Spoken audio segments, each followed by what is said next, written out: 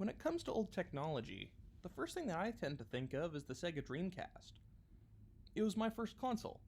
Hand-me-down console. It was also my first midnight release. Granted, I was 1.5 years old at the time, but that didn't stop my dad from taking me to our local GameStop for the midnight release.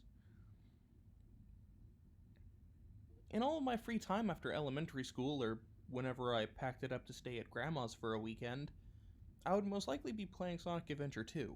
Granted, this would be 3 or 4 years after the initial release.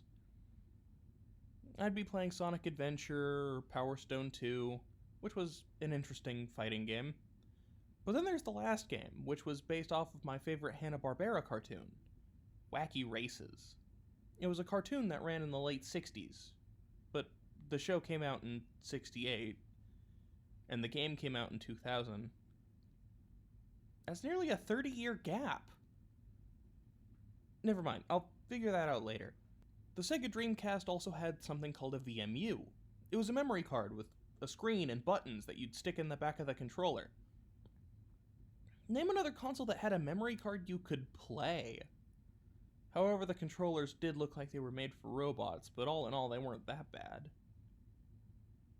A lot of people say that the Sega Dreamcast was ahead of its time, including my father. Because whenever I bring up the Dreamcast and bring up how it was a failed console, he gets really defensive about it. Yeah, it could be that he bought it on day one.